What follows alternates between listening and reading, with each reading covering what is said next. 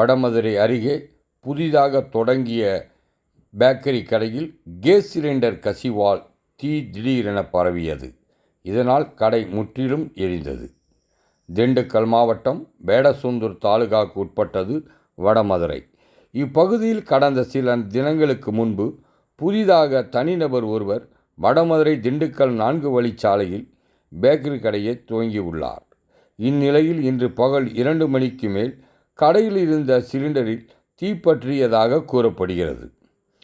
தீ பற்றியவுடன் தற்போது வெயிலின் தாக்கம் அதிகம் உள்ளதால் தீ மளமளவென பரவத் தொடங்கியது.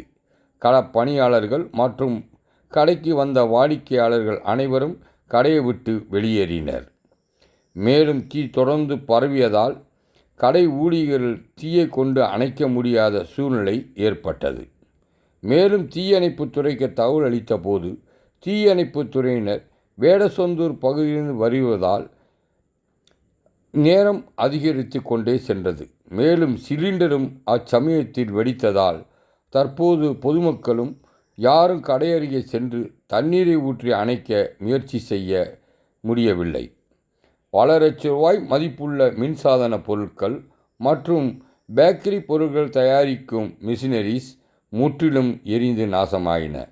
தீ தொடர்ந்து எரிந்து வந்த நிலையில் அதனைத் தொடர்ந்து வேடசந்தூரிலிருந்து வந்த தீயணைப்பு துறையினர் உடனடியாக தீயை கட்டுப்பாட்டுக்குள் கொண்டு வந்தனர்.